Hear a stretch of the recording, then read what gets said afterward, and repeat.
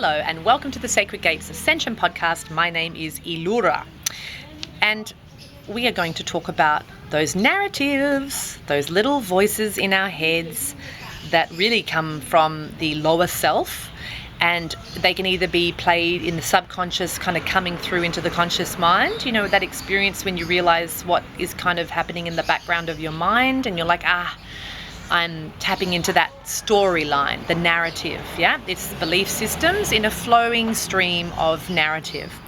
And I wanted to address that because I feel that many of us, especially as women, if you're a woman listening, often get caught up in the narrative, in the feelings that come from the narrative, and speaking about our feelings and talking about the narrative, paying attention to it and dissecting it and analysing it and trying to erase it and all of this kind of stuff.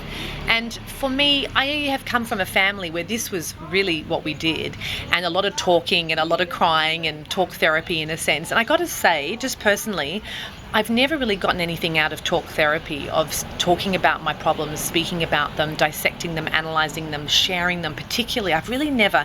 And to be honest, I've not yet met anyone that can really genuinely say that talk therapy and speaking about their problems has really helped. And I have my own reasons for why this isn't helpful for myself and for people. And I believe it's because you're giving energy to these narratives. You're giving energy to these narratives, and they go into the astral body, the emotional body, and the mental body, and they then connect more and more, and you're basically giving them a lot of energy.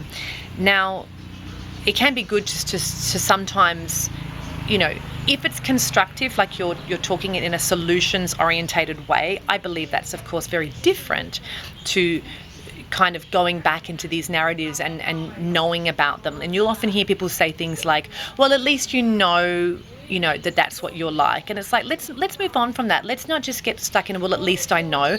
What are we going to do about it? So oftentimes when we're struggling to do our practice, when we're feeling whether it's lazy or doubting, fearful, whatever it might be, often we will try to then our lower self will try to hook into the narrative that we know that we have on that particular issue, that we can see as the cause of why we're not practicing, we're not training, we're not healing. And it'll try to hook into it as a way to make excuses for not doing it, you know? And basically what that does is it just reinforces those loops that we're in that are ultimately very negative for us. And it's really all the lower self knows. So unless you have something else, your higher self, of course, that steps in and takes care and shows the lower selves, shows those doubting parts that there's something better and that it's going to be now dominating the scene, then those lower narratives, those lower self narratives are going to just keep going and going and actually get stronger. And the older we get, the less neuroplasticity we have. We become more crystallized physically, mentally, emotionally, and thus spiritually. And so if we don't do anything about these narratives, if we just keep excusing them and letting them be there and talking about them and with anyone that will listen, then you will basically create more of them, and they'll become crystallized and much harder to move and dissolve later on as you get older. So my solution to this, and anyone who says they have struggle training and doing practice, is just kind of shut up and train. And although that might seem harsh, because we do have all these lower self issues and inner child issues, and it just goes on, it's kind of like blah, blah, blah. And, eventually, what are you going to do? Just keep talking about those narratives and, whoa, a big seed pod fell from the tree. Are you just going to keep talking about these narratives and let these words, let these energies, these substances give you reason and not to train, not to practice, not to heal? Or are you just going to train? And the one solution that works the most, if you're into talking about your narratives and you find that's a bit of a sticking point for you, the best medicine for that is just to physically train. I did recently do a video on the physical body and how important the physical body is in developing that physical body, the structures, all of that, so that your body can become a vehicle for the higher self. And the way the higher self comes through your body, its sentience passes through you, is through physical action, skillful physical action, particular action. It can just be one action, it can be a series of techniques and practices that you do, but you just want to get moving. You just want to move. You want to get your body moving. You know, it can be doing the chi ball, yeah? It can be doing different practices that I probably already have on my channel or will bring to you for you. And once you do that, it just throws all that crap out the window, you know, because a lot of us have a lot of self-doubt. Now, self-doubt isn't inherently bad, but it can be very damaging if we don't kind of give that self-doubt what it needs. That self-doubt is there because it wants to know whether that practice that we keep putting off is really worth it. Now, the only way to know if it's worth it is to do it. Action, right? The only way we can do it is to give it a fair try. In order to give something a fair try, you can't just think about it and you can't just talk about it. You have to do it. When you do it, you prove to yourself, to that doubting part, that lower self part that simply wants to protect you, that's linked a lot to your nervous system and your emotional body and all those narratives, and it proves to that part over and over again that it doesn't need to doubt it anymore. And you take control of that, you dominate those lower selves and those voices through action. So you just have to do it. It doesn't matter, just train. Don't get caught up in the narrative.